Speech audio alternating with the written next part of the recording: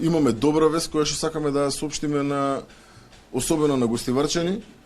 По повеќекратни испитувања на квалитетот на водата во последниве неколку дена, анализите покажуваат дека водата во општина Гостивар конечно може да се користи како техничка вода. Што значи тоа? Истата ќе може да се користи за бањење и за сите останати потреби во рамки на домаќинството, но не и за пиење. Се уште немаме потврда согласно мерењата дека истата може да се користи за пиење, ниту пак за подготвување на храна. Ќе продолжиме во делот на обезбедување на флаширана вода за пиење и понатаму како што го правевме овие неколку дена претходно.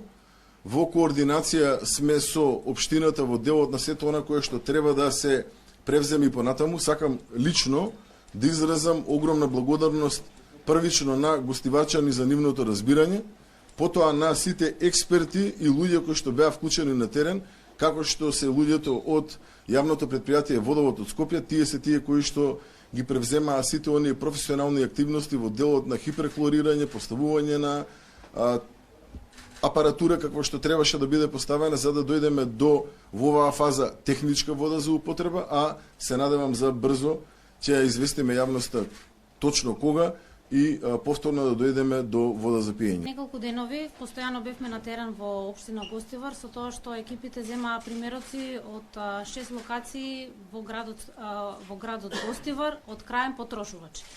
Кај сите примероци 3 дена последователно е забележано отсуство на колиформни бактерии и поради тоа што е вршено хлорирање со поголема концентрација од вообичаената, кај примероците не е констатирано присуство на трихолометани во над дозволените граници. Резултатите кои што ги добивме се доставени на кризниот штаб, а со тоа се доставени и на Агенцијата за храна и ветеринарство како надлежен орган. Во следните денови ќе го зголемиме бројот на мерни места во општина Гостивар и ќе го правиме оној основен преглед согласно правилникот за вода за пиење, со што со континуиран мониторинг ќе можеме да потврдиме дека водата во следните денови ќе може да биде и за пиење.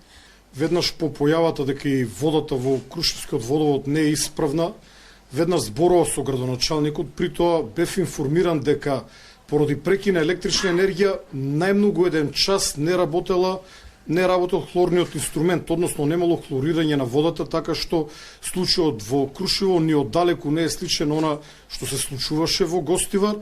Веднаш после еден час тој уред кој што внесува хлор во градскиот водовод продолжил со работа и очекувам таму состојбата веќе да биде целосно стабилизирана, но повеќе информации треба да се побарат од локалната самоуправа.